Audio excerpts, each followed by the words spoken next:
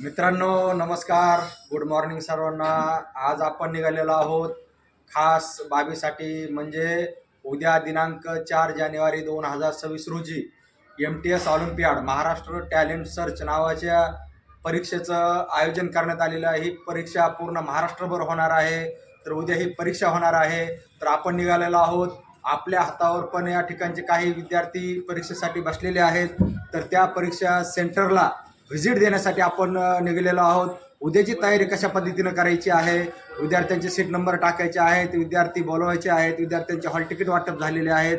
तर उद्यासाठी विद्यार्थ्यांना आणि परीक्षा केंद्रावर जे परीक्षा घेणार आहेत त्यांना कोणकोणत्या पद्धतीच्या सूचना द्यायच्या आहेत, यासाठी आपण आता निघालेलो आहोत परीक्षा सेंटरवर। तर आपण चला बघूया कोणकोणत्या परीक्षा सेंटरला आपल्याला भेट द्यायची आहे। आपण आता जिल्हा परिषद शाळा केनोळा बुद्रुक तालुका मानवत या ठिकाणच्या शाळेवर भेट दिलेली आहे। या शाळेचे सुद्धा भरपूर विद्यार्थी MTS ऑलिम्पियाडच्या परीक्षेला बसलेले आहेत। तर या विद्यार्थ्यांना काही सूचनाही दिलेल्या आहेत मी आता, आणि इथले जे पर्यवेक्षक आहेत त्यांना सुद्धा आपण या ठिकाणी सूचना दिलेल्या आहेत। तर माझ्याकडून सर्व विद्यार्थ्यांसाठी उद्याच्या परीक्षेसाठी बेस्ट ऑफ लक।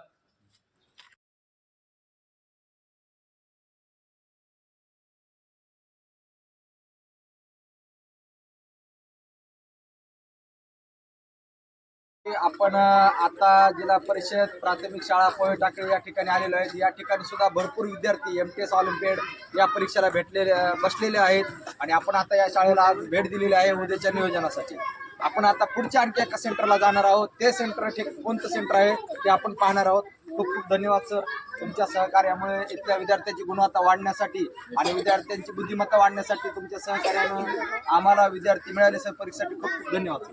हे आमच्याही शाळेचं हेच आहे की आम्हाला सुद्धा तुमच्या माध्यमातून विद्यार्थ्यांना पुढच्या परीक्षांना बसवण्यासाठी सोय झाली, त्याबद्दल तुमचे आता आपला प्रवास चालू झालेला आहे रेणापूरच्या दिशेने।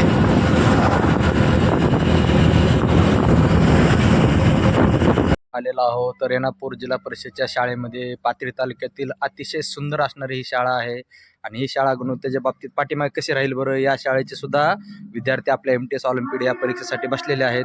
आता आपण त्यांना शाळेला भेट देऊया।